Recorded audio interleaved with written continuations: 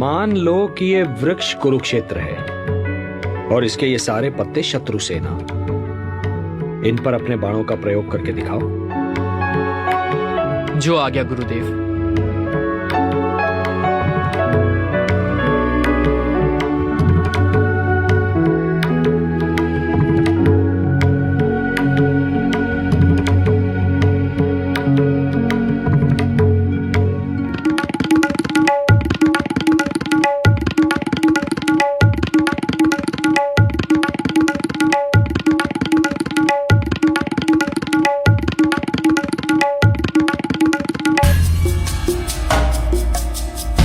इस वृक्ष के सारे पत्ते मेरे लक्ष्य पर हैं गुरुदेव।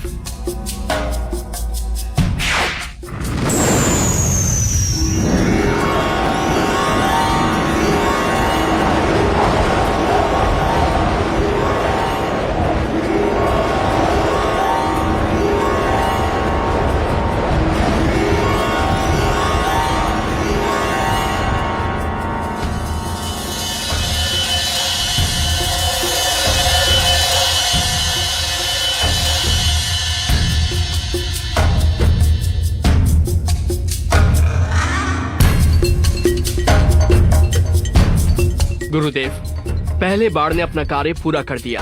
पुत्र, तुम्हें विश्वास है कि सारे पत्तों पर चिन्ह लग गए हैं? हाँ गुरुदेव।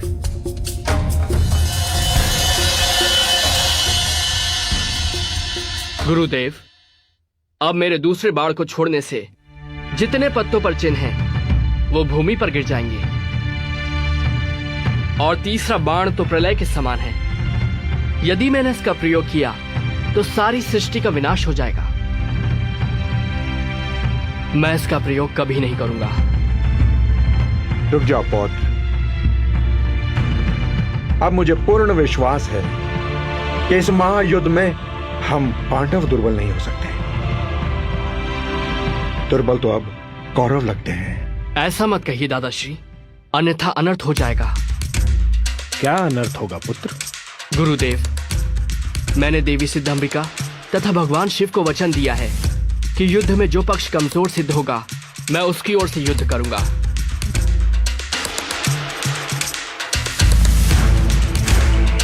तो इसका अर्थ यह हुआ पौत्र कि बीच युद्ध में भी आप हमारे शत्रु का पक्ष ले सकते हो। हाँ दादाश्री, यदि युद्ध में कौरव पक्ष कमजोर सिद्ध हुआ तो देवी को दिए वचन के अनुसार मुझे उनकी ओर से ही युद्ध करना पड़ेगा। चलो पौत्र, विश्राम कर लो। क्षमा करें गुरुदेव, मैंने निर्णय लिया है कि युद्ध क्षेत्र से बाहर रहकर ही युद्ध देखूंगा।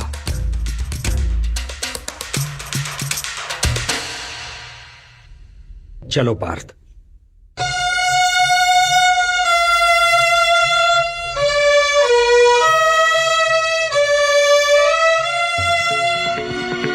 हे केशव, हे जनार्दन, इस युद्ध में तो हमारी विजय निश्चित है। निस्संदेह, किंतु जो मैं अभी सुनकर आ रहा हूं उसका अर्थ यह है कि पहले हमें पराजय की सीमा तक पहुंचना होगा। और पराजय का अर्थ है पांडवों में से 2-3 की मृत्यु और पांडव सेना का विनाश। पराजय? मैं कुछ समझा नहीं केशव। पार्थ, यदि हम कौरव सेना का नाश कर दें और विजय की ओर चलें तो बर्बरीक अपने 2 ही बाणों से अपने विजय उल्लास को पराजय में बदल देगा। तो अब क्या करें?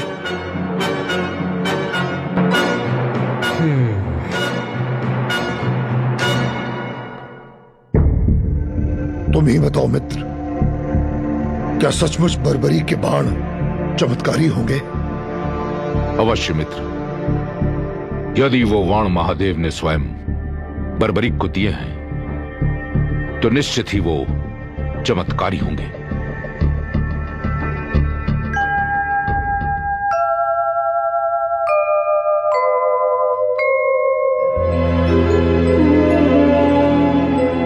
बर्बरीक को युद्ध से हटाना होगा, अन्यथा ये युद्ध की दिशा बदल देगा। ये धर्म युद्ध है। धर्म को बचाने हेतु अब यही एक विकल्प शेष है।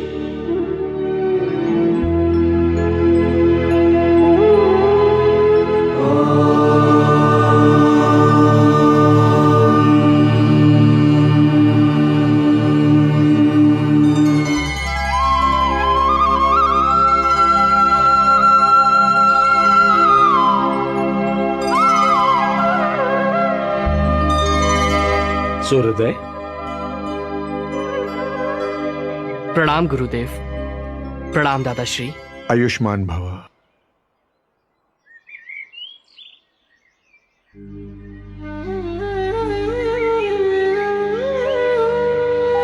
प्रभु, आप शांत क्यों हैं? क्या चिंता है आपको? पुत्र कल से युद्ध शुरू हो जाएगा। देखें, निर्णय की ओर जाता है। मेरे होते आपको चिंता करने की कोई आवश्यकता नहीं है। यदि कौरवों के पक्ष में युद्ध जाता देखा तो मात्र 2 क्षण में ही मैं सारे योद्धाओं को समाप्त कर दूंगा।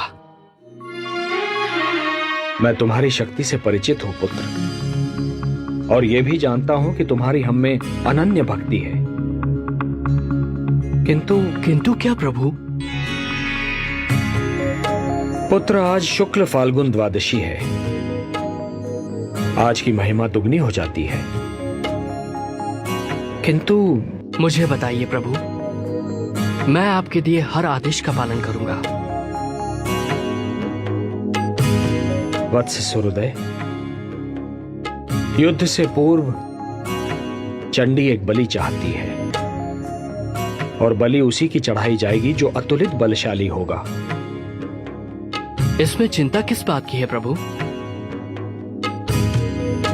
चिंता इस बात की है वत्स कि इस पृथ्वी पर 3 ही ऐसे वीर हैं जिनकी बलि स्वीकार होगी। मैं, तुम या अर्जुन। नारायण नारायण। केशव,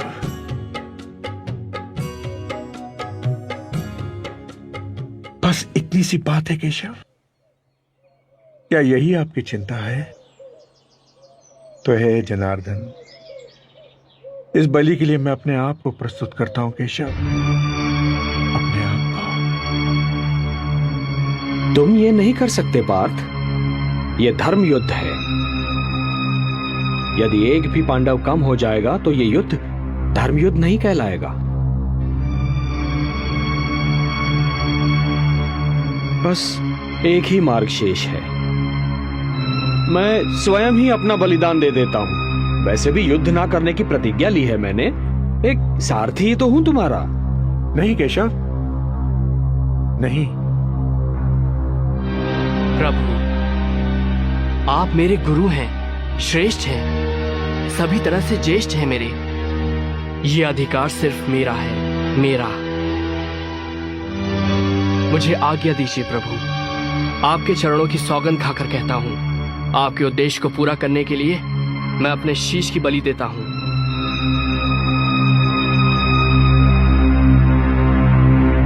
प्रभु, ये कार्य करने से मेरे वंश की कीर्ति बढ़ेगी। ये सौभाग्य मैं अपने हाथों से नहीं जाने दूंगा प्रभु।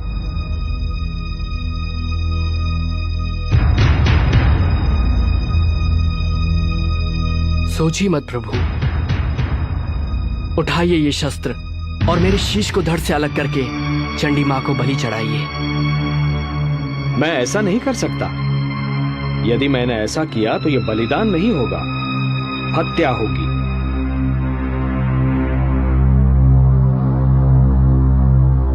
जब मैं स्वेच्छा से ये शीश आपको सौंप रहा हूं तो ये हत्या नहीं कहलाएगी।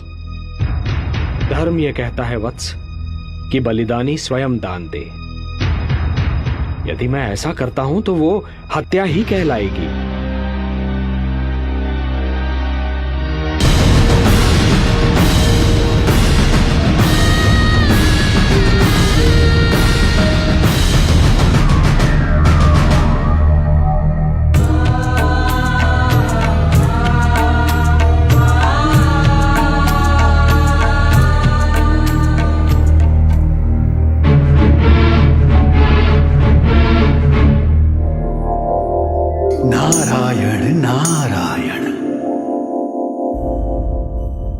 पुत्र घटोत्कच, अब युद्ध का कोई विकल्प नहीं। धर्मराज, घटोत्कच पुत्र बर्बरीक ने श्री कृष्ण के कहने पे अपना शीश दान कर दिया।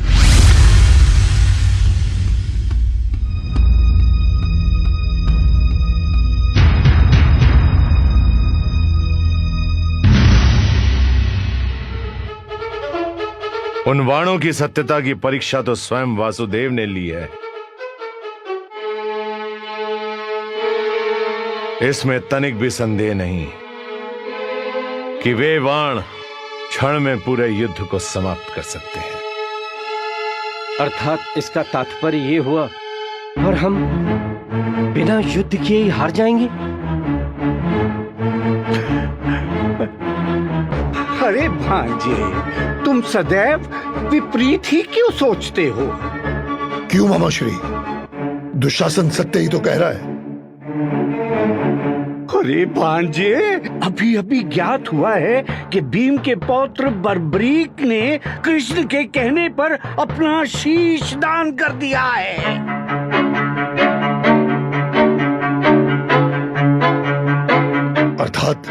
अर्थात भांजो, बर्बरीक की मृत्यु हो चुकी है। अब उसके युद्ध करने का प्रश्न ही उत्पन्न नहीं होता। भीम और पांडव सारे शोकाकुल हैं।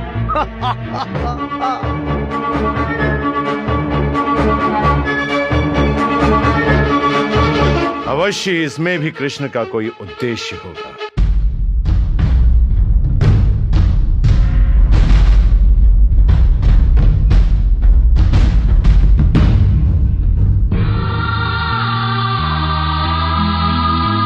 बर्बरीक पौत्र, ये तूने क्या किया? वासुदेव, ये आपने उचित नहीं किया। अब मैं हिडिंबा और मौरवी को क्या उत्तर दूंगा?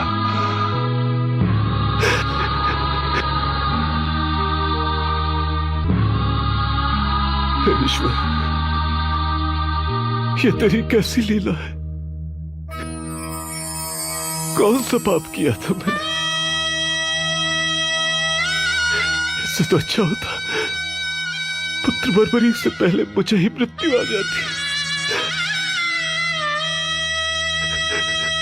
कम से कम ये दुख तो नहीं सहना पड़ता। ये आपने क्या किया वासुदेव? और इसके पीछे आपका क्या उद्देश्य है? बोलिए ना केशव।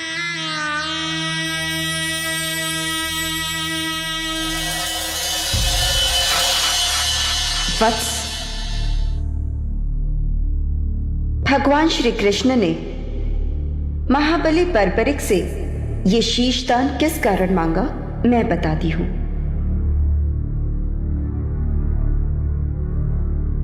ब्रह्मदेव द्वारा घमंड करने पर इन्हें ये श्राप दिया गया कि अगले जन्म में जब पृथ्वी पर धर्म की रक्षा के लिए युद्ध होगा, तब श्री कृष्ण के द्वारा इन्हें मोक्ष प्राप्त होगा और वे ही इनकी मृत्यु का कारण बनेंगे।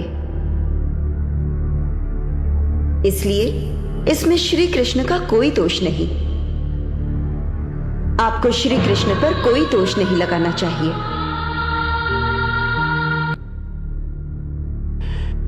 हे केशव, मुझे क्षमा करें, क्षमा करें।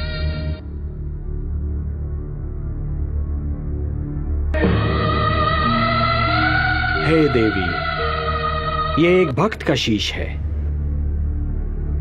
इसे अमृत से सींचो और अजरामर बना दो।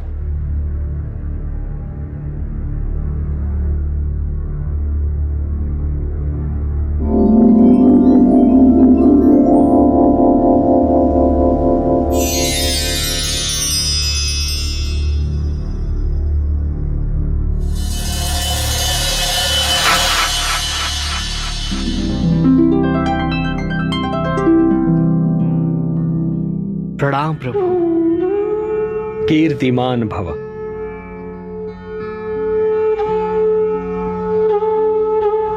पुत्र बर्बरीक,